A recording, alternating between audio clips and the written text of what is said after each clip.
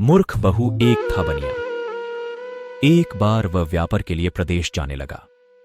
जाते जाते अपनी बहू को बुलाकर उसने कहा, मैं प्रदेश जाऊं, तुम अच्छी तरह रहना, बच्चों को भी संभालना और अपनी सास का भी अपने बच्चों की तरह देखभाल करना।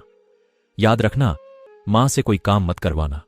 बहू ने बोला, ठीक है, मैं आपकी बात समझ गई, मैं वैसा ही करूंगी जैसा आपने बोला है, आप आराम से जाइए। बहू ने बात ध्यान में राखी। बनिया तो चला गया। बहू ने दूसरे ही दिन मां जी से कह दिया, मां जी, आपके बेटे मुझसे कह गए हैं कि मां को अपने बच्चों की तरह संभालना और उनको कोई काम मत करने देना। अब आप घर का कोई काम मत कीजिए, आप तो इन बच्चों के साथ खेलिए, खाइए और मौज करिए। मां जी गहरे सोच में पड़ गई, फिर बोली, बहू ठीक है, अब मैं ऐसा ही करूंगी। कुछ दिनों के बाद बहू ने अपनी बेटी के कान छिदवाए। उस समय बहू को अपने पति की यह बात याद आई कि मां को बच्चों की तरह ही संभालना है। इसीलिए बहू ने मां जी के कान छिदवाने की बात सोची। उसने मां जी से कहा, मां जी चलिए, आपके कान छिदवाने हैं। सुनकर मां जी घबरा उठी। उन्होंने बहू से कहा, बहू मुझे अपने कान नहीं छिदवाने हैं। क्या अब अपने इस बुढ़ापे में मैं कान छिदवाऊं?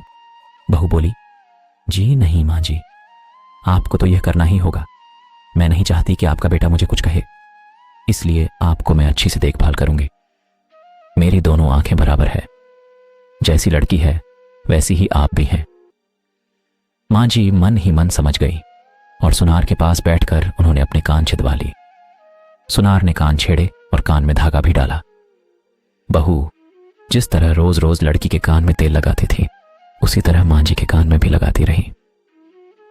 थोड़े दिनों बाद बहू ने अपने बेटी के लिए बाली बनवाई तो उसे अपने पति की बात आई।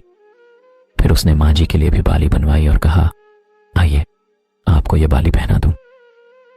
मां जी ने कहा, बहू मुझको बाली क्यों पहनाती हो? मैं बूढ़ी हूं, मुझे इसकी जरूरत नहीं है। बाली तुम अपनी बेटी को पहनाओ, मुझको नहीं पहननी है। लेकिन बहू नहीं मानी, जबरदस्ती करके मां जी को बाली पहना ही दी। राजा की कहानी पर है समाधि। इसके पश्चात मां जी छोटे बच्चों के साथ अपना मनोरंजन करती, घूमती खेलती और कई तरह के मौज मस्ती करती। बहू ने एक बरहिया दिन देखकर अपने बेटे को नाई से छोटी रखवा ली। फिर बहू को मां जी की याद आ गई। मां जी बच्चों के साथ खेल रही थी। उन्हें वहां से बुलवा लिया और कहा, मां जी आइए, नाई के सामने बैठिए। अपने लड़के की तरह मुझे आपके सिर पर बहुत छोटी रखवानी है। जब गोविंद के छोटी रखवाई है तो आपके क्यों ना रखवाऊं, इसलिए आप जल्दी आइए। मां जी ने बहू को बहुत समझाया, पर बहू टस से मस न हुई। आखिर मां जी नाई के सामने बैठी और उन्होंने अपने सिर पर छोटी रखवाई। बहू ने गोविंद को और मां जी को जो बोला वही किया उनके साथ। बाद में बहू रोज मां जी की छोटी में तेल डालती, छोटी गूंथती और सर पर ओढ़नी डालकर मां जी को बच्चों के साथ खेलने के लिए भेजती। जब खाने का समय होता तो बहू उनको आवाज देकर बुलाती है। ऐसे ही रोज का हाल था। जब बेटा घर वापस आया तो सबसे पहले उसने बहू से मां के बारे में पूछा कि मां कैसी है और कहां है, मुझे उनसे आशीर्वाद लेना है। बहू ने बताया, मां जी तो बच्चों के साथ खेल रही है, यही कही होगी आ जाएंगी। बेटे ने पूछा, क्या कहते हो? मां गली में खेलने गई है? गली में तो बच्चे खेलते हैं, क्या बुद्धि मां कहीं खेलने जाती है? बहू ने कहा, मैं तो मां को खेलने भेजती हूं।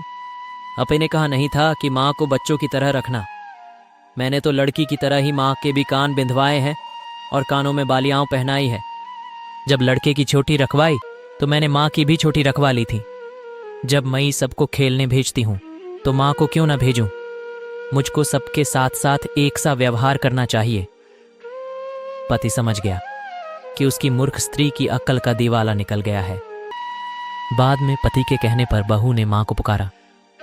मां जी गली में से खेलती खेलती आईं और अपने बेटे को देखकर उसकी आंखों में आंसू छलछला आए।